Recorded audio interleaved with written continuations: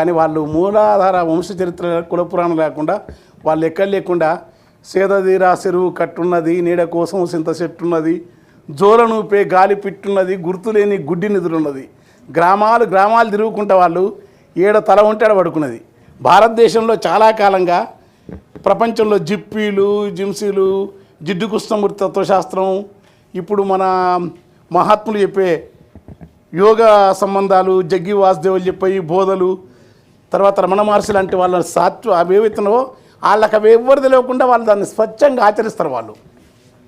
వాళ్ళకు అన్ని ఆలోచన కృష్ణమూర్తి గారు అంటే సందర్భం వచ్చి ఆ సంచార కళాకారులు, సంచార జాతులని వాళ్ళు ఏం చెప్తున్నారో వాళ్ళు నిజంగా యాచకులు కాదు.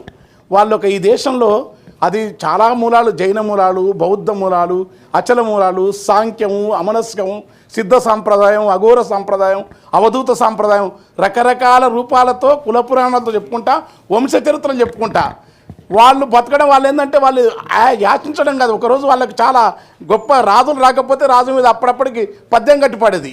సంస్థానానికి రాజు మహిషంభు, ప్రజలు సునఖం ఇట్లా మాట్లాడుతూ ఆత్మకూరు కాదు డ్యాస్ అని తిట్టేది. అట్లా అంత భట్రాజులకు అంత కోపం ఉండేది వాళ్ళకు.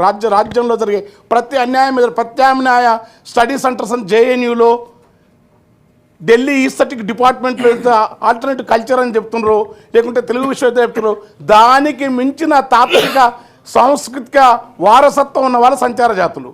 వాళ్ళని ఏంటంటే వదిలిపెట్టేసి చిన్న ఉద్యోగాలు కాదు, ఒక పాయింట్ వైజ్ చెప్పాలంటే వాళ్ళకు ఈ కళారంగాలు తెలంగాణ రాకముందు సినిమా ప్రాంతాన్ని వలసవాదం ఆక్రమించినది. కళలను వాళ్ళు ఆక్రమించినారు వాళ్ళని. కానీ వాళ్ళు ఏవైతే సినిమా రంగంలో వాళ్ళు వస్తే ఆ సంచార జాతుల్లో నుంచి మేటి కళాకారులను విధిగా సినిమాలలో వాళ్ళను పాత్రలు కానీ సంగీతం కానీ వాళ్ళ బాణి వాడుకున్నా, వాళ్ళ నటన వాడుకున్నా, లేకుంటే వాళ్ళ కోసం కొన్ని పాత్రలు ఒక చట్టమే చేయాలి. లేకుంటే ఊరికే వాళ్ళను మనకు రాజ్యం మనమే వచ్చి నిలిచి వాళ్ళకున్న కళ గొప్పది, దాన్ని తక్కువ చేయటం కాదు. వాళ్ళు అది వదులుకోవాలి.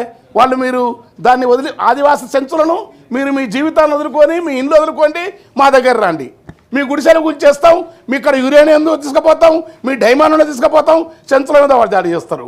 ఇక్కడ వచ్చి వీళ్ళ కళాకారులు మీ కళలన్నీ పిచ్చు కనుక మీరు రేపు వచ్చి మీరు అన్నీ వదులుకొని మీరు మామూలుగా మీకు చింత రిజర్వేషన్ ఇస్తాం. వాళ్ళ కోసం ప్రత్యేకంగా అకాడమిక్స్ తెలుగు విశ్వవిద్యాలయం కానీ ఇంకొక కొంత జరిగింది. కానీ సీరియస్గా వాళ్ళే విజిటింగ్ ప్రొఫెసర్లు పెట్టాలి. వాళ్ళను కళారంగంలో వాళ్ళకున్న స్థానం ఇవ్వాలా, వాళ్ళ కోసం ప్రత్యేక బడ్జెట్ ఇవ్వాలి వాళ్ళకు. ఎందుకంటే వాళ్ళు చాలా లోతైన జ్ఞానం. ఏ జిడ్డు కృష్ణమూర్తి అయితే నీ దుఃఖానికి కారణం, నీ అజ్ఞానానికి కారణం, నీ అలజడికి అశాంతి కారణం నీ జ్ఞాపకాలను నీవు తొలగించేసుకోవడం అత్యున్నతమైన సత్యానికి దగ్గరగా వాళ్ళు ఎప్పుడూ జ్ఞాపకాలు పెట్టుకోరు. ఇల్లు పొల్లు లేని, ముల్లెమూట లేని, వెంబడించే వెర్రి జ్ఞాపకాలు లేని సంచారమే ఎంతో బాగున్నది, దీనంతం ఏదంతా బాగుందనేది. సేద నీడ కోసం సింత చెట్టు, జోలను పిట్ట బతుకుతున్న వీళ్ళని తీసుకొచ్చి వీళ్ళకు గొప్ప ఒక వాళ్ళ పేరుతోనే సంచార కళ అప్పుడు ఒక అవార్డు వాళ్ళు. అదే ఛత్తీస్గఢ్లో తీజన్బాయి ఉందనుకోండి, తీజన్బాయి ఇస్ గ్రేటెస్ట్ ఆర్టిస్ట్ పాండవ చెప్తుంది. ఆమెకు పద్మశ్రీ వచ్చింది. ఎవరెవరికి అవార్డులు వచ్చిన కాదను. ఏ ఒక్క మొగిలేయాలంటే అంటే వాళ్ళకి మొగిలేయ సంచారం కాదు, తన ఊరిలో ఉంటారు, ఒక కమ్యూనిటీకి సంబంధించి ఆ వృత్తి పురాణం చెప్పుకుంటారు. సంచారం ఊరు దాటుతారు కదా, వాళ్ళ కోసం ప్రత్యేకంగా మన దగ్గర ప్రయత్నం జరగలే. రాజస్థాన్లో కొంత జరిగింది అట్లా, బొరియాలో కొంత జరిగింది అట్లా, మన దగ్గర జరగలే. కనుక సంచార కళాకారులను వాళ్ళను ముందు వాళ్ళకి ఇచ్చే ప్రభుత్వంతో అన్న చెప్పిన మీరు చెప్పిన ఎమ్మెల్సీ గారు చెప్పినట్టు, గౌరవ ఎమ్మెల్సీ గారు చెప్పినట్టు అది ఆ పని చేస్తూనే వాళ్లకు ఒక సోషల్ స్టేటస్, ఒక సాంస్కృతికమైన ఉదాత్తత కల్పించాలా. వాళ్ళు దానికి సంబంధించి ఫండ్ ఉండాలా. దేవాలయాల దగ్గర కానీ, గుళ్ళ దగ్గర కానీ, గ్రామాల్లో కానీ వాళ్ళు చెప్పే వంశ పురాణాలు కానీ వాటికి ప్రత్యేక గుర్రపొళ్ళు రకరకాలు ఉన్నారు. అనేక ఒక్క కులం కాదు, బీసీలు ఉన్నారు, ఎక్కువ మెజార్టీ బీసీలు కలిపి గంగిరెద్దులు, పిచ్చకుంట్లు, వాళ్ళకు భాష ఉంది, వాళ్ళకు సపరేట్ డిక్షనరీ ఉంది, వాళ్ళు సపరేట్ పడికట్టు భాషను బయట పెట్టరు. అవన్నిటిని స్టడీ చేసే ఒక కమిటీ వేసేసి ఇంతమంది 30 లక్షల మంది కోసం వేస్తే దానివల్ల వచ్చే ప్రొడక్షను, దానివల్ల వచ్చే కొత్త విలువ, కొత్త ప్రమాణాలతోని వాళ్ళు గౌరవప్రదంగా జీవిస్తారు.